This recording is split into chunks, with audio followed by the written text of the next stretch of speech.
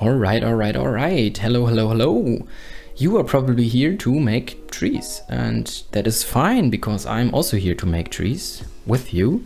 And let me just say something before I start. If you want to skip, there are chapters in the description as always, and then you can just skip the parts that are not interesting for you. And maybe also, if you want just a hint, maybe put the speed to 1.25 or something like that, because sometimes I just tend to talk slowly because English is just not my German. No, I just did this before. My native language is what I was going to say. Yeah, that's something to keep in mind maybe. So I will just show you 4 different ways to create the stem, the tree, the trunk itself, the log, whatever, and 4 different ways to create leaves. And I will just talk about what I think is nice about the different options in particular, and what is maybe not so perfect. So just let me jump right into it like this. We have Blender, of course, and I just have a clear and empty scene. And for the trunk, I just go into the primitives, add a cube, and then into edit mode, into face select, get the top one, and then just shift and right click in my viewport to create some branches, some different, or the trunk basically, and some branches. Maybe this is a little bit too much. Of course, I can scale these down because the tree trunk at the bottom tends to be a little bit, a little bit wider than the rest. And if I want to add more branches in between, I can just go for a loop cut with Control R, put that where I want to add a new one, and something like that. This is a pretty common way to do that, and I did this for a long time myself. The thing, or the good thing about this, is that you just have a really clean geometry because it's all quads. You are just creating quads, and that is nice for texturing and using this as an asset. The other thing is that you are slow while creating it. So I will just not continue this. This is just the first way. Good thing, UI and game asset thing, and the bad thing is it just takes a bit. The second option is to use sculpting. For that, I usually go for a sphere. It doesn't really matter which one it is. Then I go into sculpting mode, not edit, sculpting mode. Turn on dynamic topology. Don't worry about the error. That's not really necessary to know. That's fine. And then I will just go into the snake hook brush. Use this one and center this, maybe numpad dot, and then go for a brush size that is a little bit higher than the sphere in the middle, something like this. And with the dynamic topology set to 4 pixel in my case, I can just start by grabbing points and placing branches wherever I want. I have to always rotate my viewport so that I don't end up with branches that look in the end just like this. For example, when I go into this perspective, they are just super flat. That is not really good, so always keep that in mind. Just change around your camera always, and yeah, you can see where I'm going with this. If you run into some issues where you just do this, then your brush is just set too high. But if you are fine with the shape, now you have it just really high poly tree. And if you want to get rid of that, just add a decimate modifier and turn down the value to something you like, something that is low poly enough for you. Then you could apply it. If you want to keep it and you want to work with it, then don't apply it. But of course, keep in mind, if you just go into sculpt mode and keep this on, then your viewport performance will be just impacted by that. So maybe turn this off, the viewport, so that it's faster and it's fine in the rendering, in the final result. So that is the second way to create stuff like this, to create a tree trunk. And the third way, which is good for palms in my opinion, would be to add curves. Curve point, as I am usually doing. Set it to 3D, otherwise you will run into issues. Set it to full, set the depth for the bevel to something, and also go into the draw tools, set the end to a higher value, something like 0.2 for example.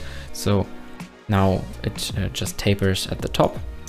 And yeah, now you can just go for the draw tool and draw in your shape for the tree, for the trunk. And yeah, for palm trees, which are basically just like this, that's fine. But if you want to get a tree, then you might run into issues, because you will just have a lot of disconnected pieces that will not really look that nice in the end, and you can't really fix it that easily. I can change the depth of the cursor or of the drawing line from cursor to surface, as I did before. This is a little bit nicer than cursor, because if I use cursor, then it will be just at the cursor's location, which is even more horrible.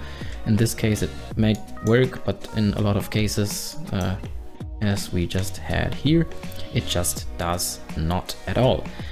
Set it to surface, that works, but if I am just crossing these, then yeah, it will just snap to other branches, which is also not that great. So I recommend this one only for easy trees without a lot of branches. This is our third way to create something. I mean, it could look nice if you use it like this. If you just want to go for that, of course do it. I don't recommend it that much. The fourth way would be to add a single word and extrude it like we did with the modeling before, which I can just do if I am in vertex select, otherwise it will not work. Now I can extrude it, and so maybe that you can see something, I will just right now add a modifier and use the skin modifier, which basically just use the shape or the geometry that we created to or as a skeleton, and puts skin around it. Might sound a little bit weird, but that's just what this modifier is doing. And now I can extrude a lot of my branches just like this. This is really a nice and fast way to create a tree. Whoops.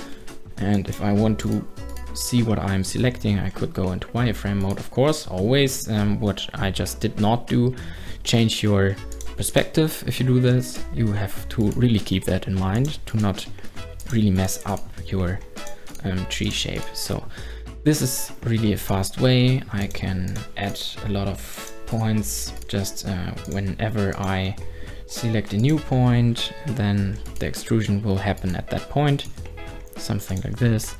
And then at the end, now I just have a lot of really symmetric and same styled branches. Then I can select just the tips of them and press Ctrl A to make them smaller.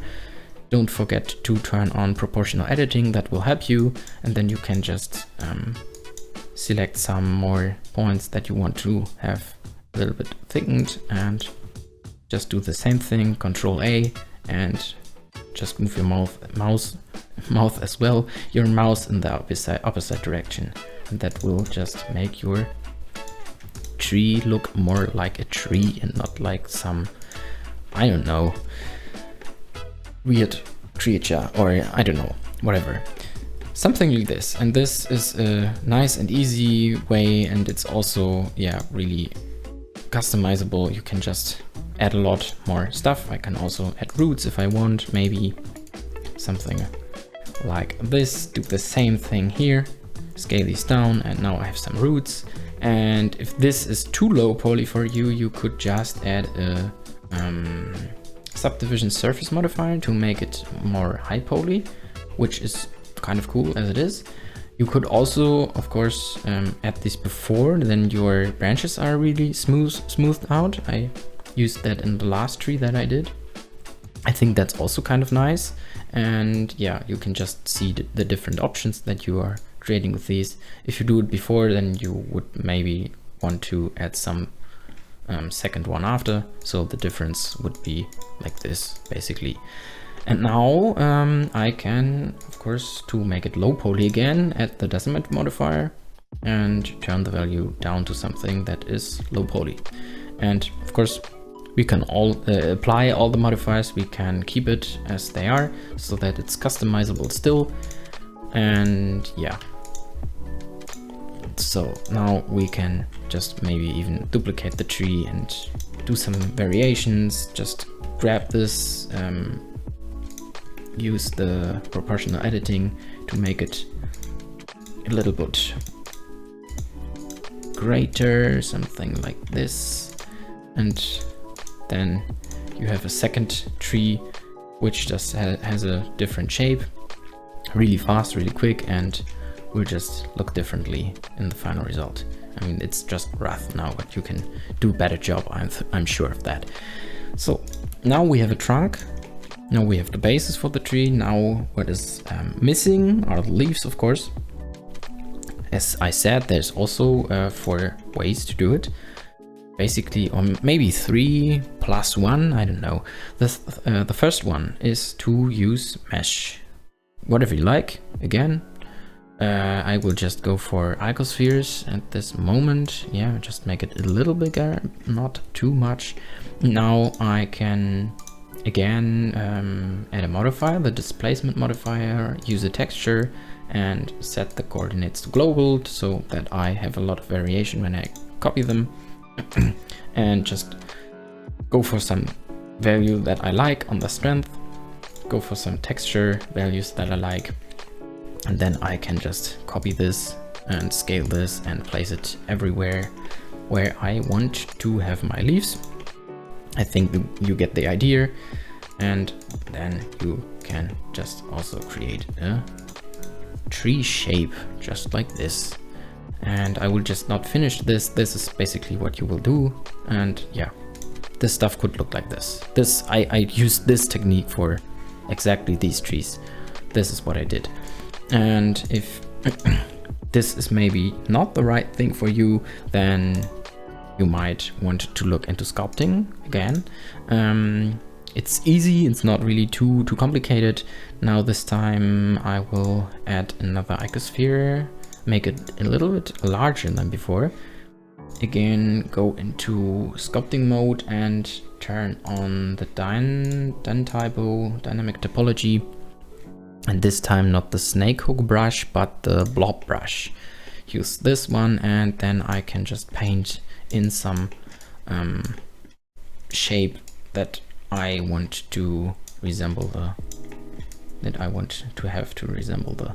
leaves, which is of course just one shape in this case. Now I of course could also go for 2 separate one and just sculpt them how I like.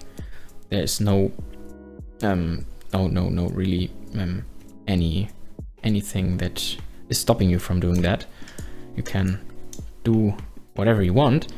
And if this is just too smooth for you and too high poly, the same techniques just apply. Use a displacement, set it to some texture that you like, use decimate, turn it down to something that you like, and then you have a low poly tree, for example.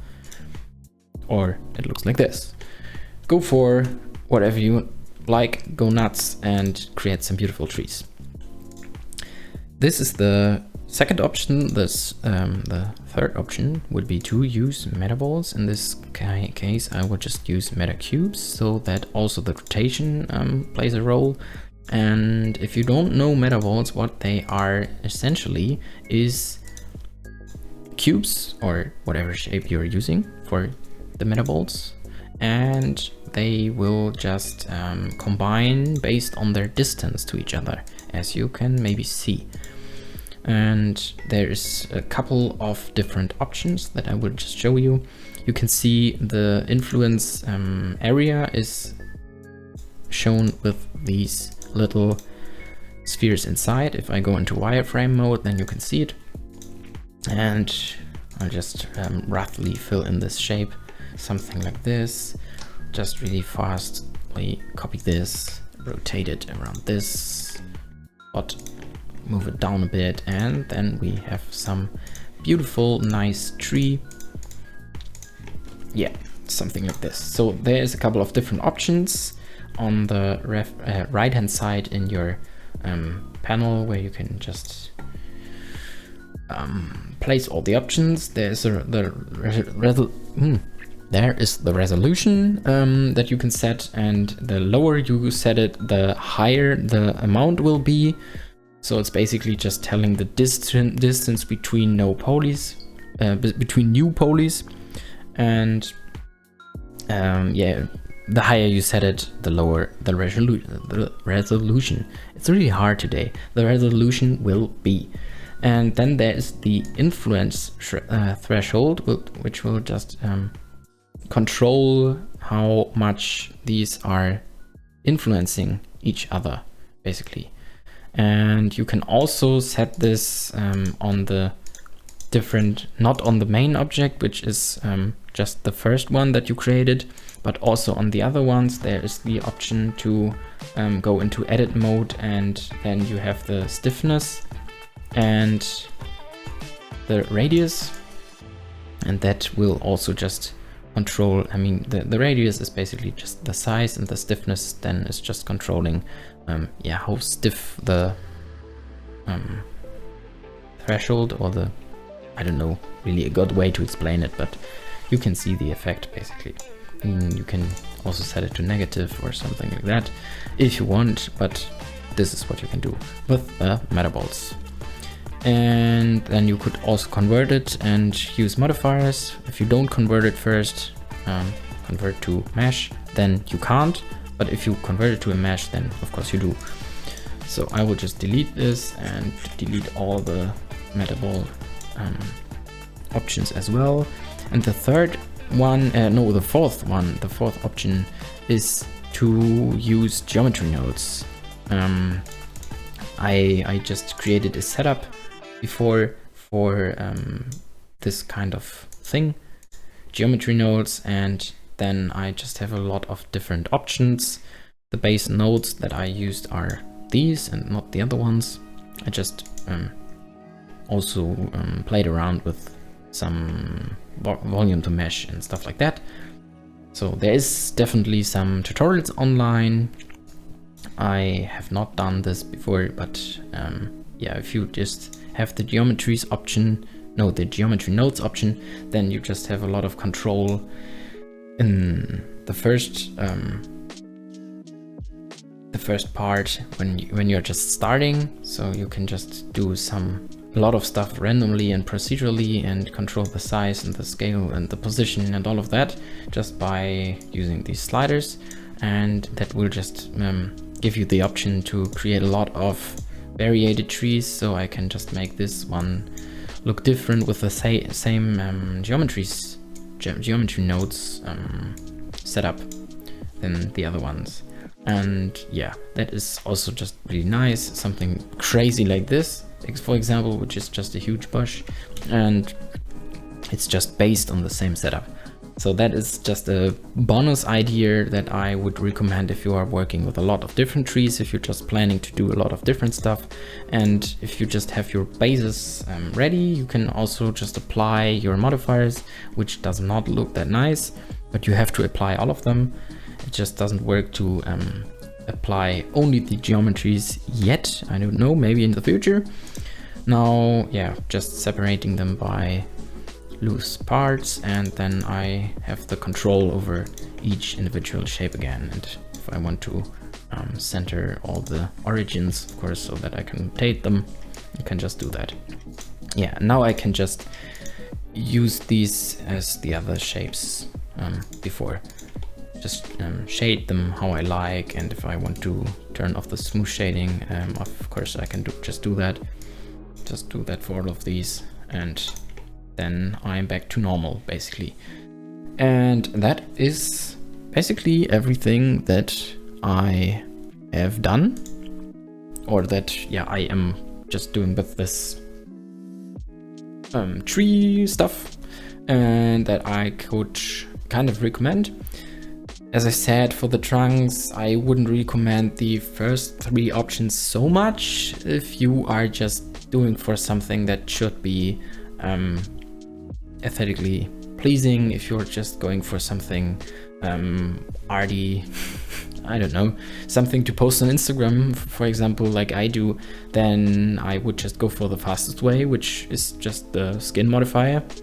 And if you want to have it game ready, then you could also go for the skin modifier and do some adjustments. I'm not sure if that's the best way, but of course you can just try. Maybe someone has a better idea of that than me. And yeah, you can just try around with all of that, of course. And for the trees, no, for the leaves, I think there is just no wrong or right. You can just do whatever looks best, whatever works best for you. I don't really see any issues with that. Of course, yeah, if you want to go for something that is shadable and that is easy to use for assets, game assets, then maybe don't really use those modifiers. Probably that is a good idea. Just go for clean geometry, quads, and just subdivide it by hand and shape the different objects like you want. So I hope that this helped you, or that you can just create your own trees now, create your own scenes now. That would be really nice. If you do, as always, just show me, tag me, wherever, and I am happy to see the results. If you enjoyed it, just consider to leave a like, a comment, and if you did, I will probably just see you in the next video. Until then, goodbye.